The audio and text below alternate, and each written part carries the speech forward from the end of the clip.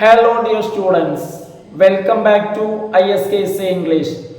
Okay dear students, നമ്മൾ ഇന്ന് discuss ചെയ്യുന്നത് പ്രോനൗൺസ് എന്നുള്ളതാണ്. നമ്മൾ ഇന്ന് ഡിസ്കസ് ചെയ്യുന്നത് നമ്മുടെ ലാസ്റ്റ് ക്ലാസ് ആഡ്വേർബ്സ് ആയിരുന്നു. നമ്മുടെ ലാസ്റ്റ് ക്ലാസ് അതായത് വ്യത്യസ്ത തരത്തിലുള്ള ആഡ്വേർബ്സ്, അതുപോലെ തന്നെ അവയുടെ പൊസിഷൻ, അതായത് വെർബിന്റെ മുൻപിലാണോ വെർബിന് ശേഷമാണോ ഏത് രീതിയിലാണ് ഉപയോഗിക്കുന്നത്, അതുപോലെ തന്നെ ലാസ്റ്റ് ആഡ്വേർബ്സിന്റെ ഓർഡർ, അത്രയാണ് നമ്മൾ പറഞ്ഞത്. അപ്പൊ ഇന്ന് നമ്മൾ ഡിസ്കസ് ചെയ്യുന്നത് പ്രോനൗൺസ് ആണ്. അതായത് എന്താണ് പ്രോനൗണ്, അതുപോലെ തന്നെ വ്യത്യസ്ത തരത്തിലുള്ള പ്രോനൗണുകളുടെ ഉപയോഗം, ഈ കാര്യങ്ങളാണ് ഇന്ന് നമ്മൾ ഡിസ്കസ് ചെയ്യുന്നത്.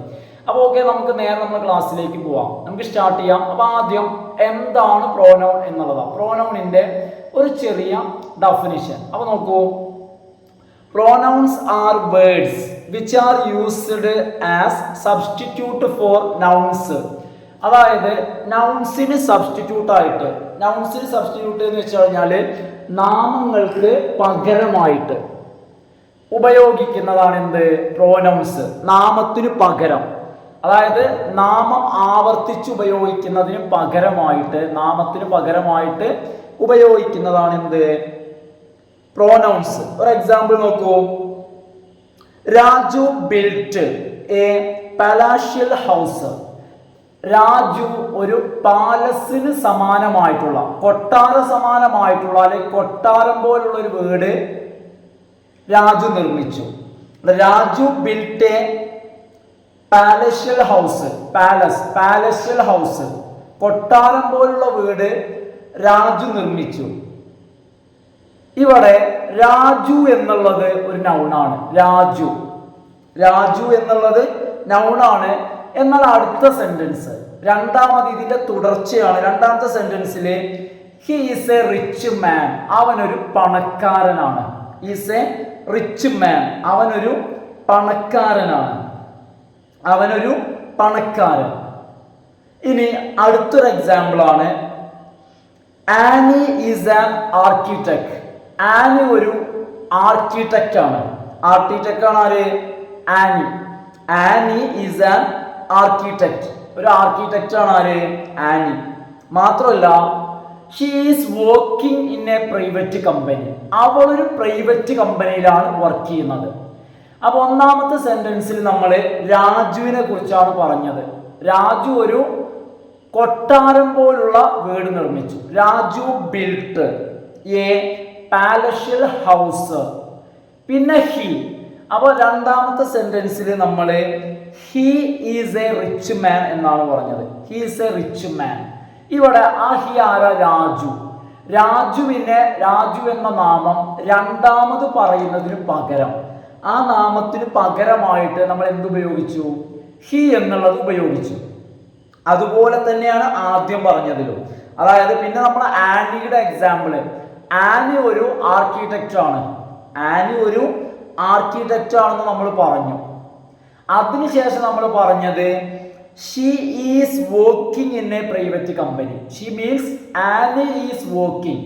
അപ്പൊ ആനിയുടെ റിപ്പീറ്റേഷൻ, ആനി എന്ന് പറയുന്ന നാമം റിപ്പീറ്റ് ചെയ്യുന്നത്, ആവർത്തിക്കുന്നത് ഒഴിവാക്കാൻ വേണ്ടിയാണ് നമ്മൾ എന്ത് ചെയ്യുന്നത്? ഷീ എന്നുള്ളത് ഉപയോഗിക്കുന്നത്. ഈ എക്സാമ്പിളിൽ നിന്നും നമ്മൾ മനസ്സിലാക്കുന്നത് she and he are called pronouns. അതായത് she എന്നുള്ളതും he എന്നുള്ളതിനെയും നമ്മൾ എന്താ വിളിക്കുന്നത്? pronouns എന്നാണ് വിളിക്കുന്നത്. നോക്കൂ, അടുത്തത് പേഴ്സണൽ പ്രോനൗൺസ്. അടുത്ത എന്താണ്? Personal pronouns. നോക്കൂ, personal pronouns depict persons in many forms. അതായത് പേഴ്സണൽ പ്രോനൗൺസ് എന്ന് പറഞ്ഞു കഴിഞ്ഞാൽ വ്യക്തികളെ സൂചിപ്പിക്കുന്നതാണ്, ഡെപിക്റ്റ് ചെയ്യുന്നതാണ് വ്യക്തികളെ.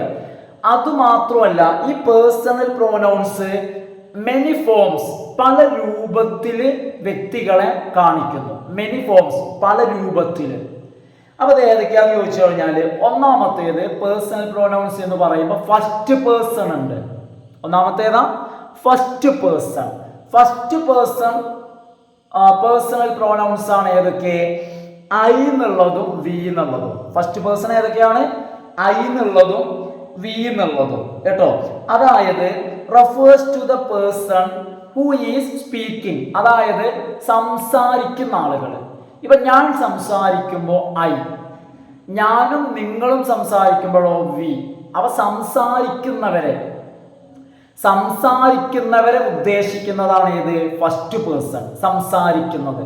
സംസാരിക്കുന്നവർ. ഞാൻ സംസാരിക്കുമ്പോൾ ഐ മാത്രം, നമ്മൾ ഞാൻ നിങ്ങളും സംസാരിക്കുമ്പോൾ വി എന്നുള്ളത്. ഇതാണ് ഫസ്റ്റ് പേഴ്സൺ. ഇനി അടുത്തത് second person. Second person refers to the person who is spoken to, അതായത് സംസാരിക്കുന്ന ആള് ഫസ്റ്റ് പേഴ്സൺ ആരോടാണ് സംസാരിക്കുന്നത്, ആ സംസാരം ആരാണ് കേൾക്കുന്നത് കേട്ടോ. സ്പോക്കൺ ടു ആരോടാണ് സംസാരിക്കുന്നത് മീൻസ് ആരാണ് കേൾക്കുന്ന ആള്, ഓഡിയൻസ്. ഈ കേൾക്കുന്ന ആളെയാണ് നമ്മൾ സെക്കൻഡ് പേഴ്സൺ എന്ന് വിളിക്കുക. Second person. ഇത് നോക്കൂ, സെക്കൻഡ് പേഴ്സണെ സൂചിപ്പിക്കുന്ന പ്രോനൗൺ ആണ് യു എന്നുള്ളത്. അപ്പൊ സെക്കൻഡ് പേഴ്സൺ പ്രോനൗണ്, അതായത് സ്പോക്കൺ ടു, ആരോട് സംസാരിക്കുന്നു, സ്പോക്കൺ ടു, അതാണ് സെക്കൻഡ് പേഴ്സൺ. അടുത്തത് തേർഡ് പേഴ്സൺ. തേർഡ് പേഴ്സൺ എന്നുള്ളത് കൊണ്ട് ഉദ്ദേശിക്കുന്നത് refers to the person being spoken about, അതായത് ആരെ കുറിച്ച് സംസാരിക്കുന്നു. ഫസ്റ്റ് പേഴ്സൺ എന്ന് പറഞ്ഞാൽ സംസാരിക്കുന്ന ആള്, സെക്കൻഡ് പേഴ്സൺ എന്ന് പറഞ്ഞാൽ ആരോട് സംസാരിക്കുന്നു, കേൾക്കുന്ന ആള്. തേർഡ് പേഴ്സൺ എന്ന് വെച്ച് കഴിഞ്ഞാൽ ആരെ കുറിച്ച് സംസാരിക്കുന്നുവോ, ഈ സംസാരിക്കുന്ന ആളും കേൾക്കുന്ന ആളും ഇവർ ആരെ കുറിച്ചാണ് പറയുന്നത്, പറയുന്ന ആൾ ആരെ കുറിച്ച് പറയുന്നു, കേൾക്കുന്ന ആള് ആരെ കുറിച്ച് പറയുന്നതാണ് കേൾക്കുന്നത്, അതാണ് തേർഡ് പേഴ്സൺ. നോക്കൂ, തേർഡ് പേഴ്സൺ പ്രോനൗൺ ഏതൊക്കെയാന്ന് ചോദിച്ചു കഴിഞ്ഞാല് ഹി എന്നുള്ളത് ഹി, അതുപോലെ തന്നെ ഷീ എന്നുള്ളത്, ഇറ്റ് എന്നുള്ളത്, ദേ എന്നുള്ളത്. ഹി എന്നുള്ളത്, ഷീ എന്നുള്ളത്, ഇറ്റ് എന്നുള്ളത്, ദേ എന്നുള്ളത്. ഇനി നോക്കൂ പേഴ്സണൽ പ്രോനൗണുകൾ. അപ്പൊ പേഴ്സണൽ പ്രോനൗണുകൾ 3 തരത്തിലുണ്ട് അല്ലെ, 3 ടൈപ്പ് പേഴ്സൺ ഉണ്ട്. First person, second person, third person അല്ലെ. ഫസ്റ്റ് ഉണ്ട്, അതുപോലെ തന്നെ സെക്കൻഡ് ഉണ്ട്, തേർഡ് പേഴ്സൺ. ഇനി പേഴ്സണൽ പ്രോനൗൺസിന് 3 കേസ് വരുന്നുണ്ട്. 3 കേസ്. ഒന്നാമത്തെ കേസ് സബ്ജക്റ്റീവ് കേസാണ് ഒന്നാമത്തേത്. രണ്ടാമത്തേത് ഒബ്ജക്റ്റീവ് കേസ്. മൂന്നാമത്തേത് പൊസസീവ് കേസ്. ഇനി നോക്കൂ, ഫസ്റ്റ് പേഴ്സൺ പ്രോനൗണ് ഐ എന്നുള്ളത്, ഫസ്റ്റ് പേഴ്സൺ പ്രോനൗൺ ഐ എന്നുള്ളത് സബ്ജക്റ്റീവ് കേസാണ്, അതായത് സബ്ജക്റ്റിന്റെ സ്ഥാനത്ത് ഉപയോഗിക്കുന്നത്, സബ്ജക്റ്റീവ് കേസ്. ഇനി ഒബ്ജക്റ്റീവ് കേസ് എന്ന് പറഞ്ഞാൽ ഒബ്ജക്റ്റിന്റെ സ്ഥാനത്ത്. അപ്പൊ നമുക്കറിയാം, അതായത് വെർബിന്റെ മുൻപില്, സാധാരണ സെന്റൻസില് വെർബിന്റെ മുൻപിലാണ് സബ്ജക്റ്റ്, വെർബ് കഴിഞ്ഞിട്ടാണ് ഒബ്ജക്റ്റ്. അപ്പൊ സബ്ജക്റ്റിന്റെ സ്ഥാനത്താണെങ്കിൽ സബ്ജക്റ്റീവ് കേസ് ഐ എന്നുള്ളത് ഉപയോഗിക്കും. വെർബ് കഴിഞ്ഞിട്ടാണെങ്കിൽ ഏതാ ഒബ്ജക്റ്റീവ് കേസ്, ഒബ്ജക്റ്റീവ് കേസ് അത് മീ എന്നുള്ളതാണ്, ഐ എന്നുള്ളതിന്റെ മീ എന്നുള്ളത്. ഇനി പൊസസീവ് കേസ്, അതായത് ഉടമസ്ഥത കാണിക്കുന്നത്, ആരുടെ. ഇപ്പൊ ഐ എന്നുള്ളതിന്റെ പൊസസീവ് കേസാണ് മൈ, എന്റേത്. ഇനി വി എന്നുള്ളത് സബ്ജക്റ്റീവ് കേസാണ്, വി. ഐ എന്നുള്ളതും വി എന്നുള്ളതും ഫസ്റ്റ് പേഴ്സൺ ആണ്, വി എന്നുള്ളത് സബ്ജക്റ്റീവ് ആണ്, വി എന്നുള്ളത് സബ്ജക്റ്റീവ് ആണ്. അതിന്റെ ഒബ്ജക്റ്റീവ് കേസാണ് അസ് എന്നുള്ളത്. ഏതാണ് ഒബ്ജക്റ്റീവ് കേസ്? അസ്. അതിന്റെ പൊസസീവ് ആണ് അവർ എന്നുള്ളത്, അല്ലെങ്കിൽ അവേഴ്സ്, നമ്മുടെ അല്ലെങ്കിൽ നമ്മുടേത്. അവർ ഓർ അവേഴ്സ് പൊസസീവ്. ഇനി സെക്കൻഡ് പേഴ്സൺ യു. ഈ യു എന്നുള്ളതിന്റെ സബ്ജക്റ്റീവ് കേസ് യു എന്നാണ്, ഒബ്ജക്റ്റീവ് കേസും യു തന്നെയാണ്. അതായത് സബ്ജക്റ്റിന്റെ സ്ഥാനത്തും ഒബ്ജക്റ്റിന്റെ സ്ഥാനത്തും യു തന്നെയാണ് ഉപയോഗിക്കുക. ഇനി ഇതിന്റെ പൊസസീവ് യുവർ അല്ലെങ്കിൽ യുവേഴ്സ്, നിങ്ങളുടെ, നിങ്ങളുടേത്, യുവർ അല്ലെങ്കിൽ യുവേഴ്സ്.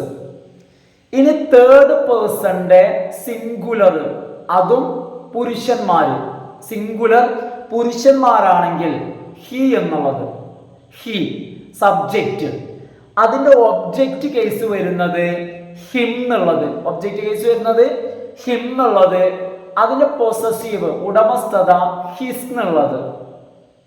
ഇനി തേർഡ് പേഴ്സൺസ് സിംഗുലറില് അതായത് സ്ത്രീലിംഗം, അതായത് ഫീമെയിൽ സ്ത്രീലിംഗം, സ്ത്രീകളുടെ സബ്ജക്റ്റിന്റെ കേസ് വരുന്നത് ഷീ അവള്, ഒബ്ജക്റ്റിന്റെ കേസ് വരുന്നത് ഹെർ എന്നുള്ളതാണ് ഒബ്ജക്റ്റ്, ഹെർ എന്നുള്ളത് അവൾക്ക്. ഇനി പൊസസീവ് അവളുടെ, ഇതും ഹെർ തന്നെയാണ്. അപ്പോ ഷീ എന്ന പ്രോനൗണ് തേർഡ് പേഴ്സൺ സ്ത്രീലിംഗം, ആ പ്രോനൗണിന്റെ ഒബ്ജക്റ്റീവ് കേസും പൊസസീവ് കേസും സെയിം ആണ്, അതായത് ഹെർ എന്നുള്ളത്.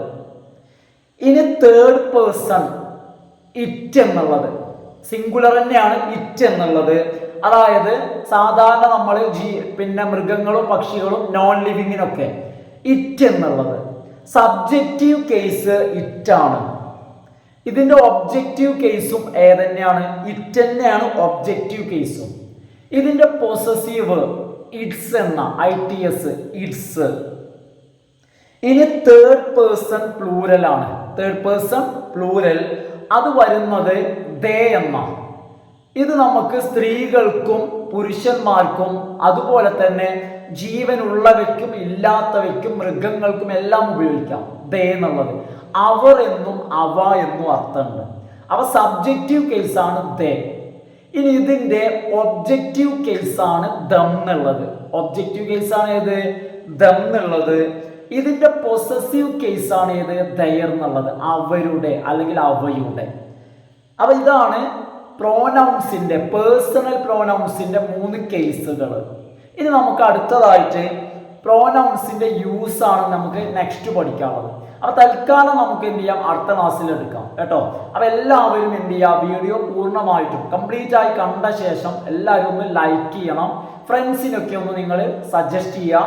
സബ്സ്ക്രൈബ് ചെയ്യാത്ത ആളുകളൊക്കെ ഒന്ന് സബ്സ്ക്രൈബ് ചെയ്ത് കാണാം കേട്ടോ. അപ്പോൾ okay friends, thanks for watching.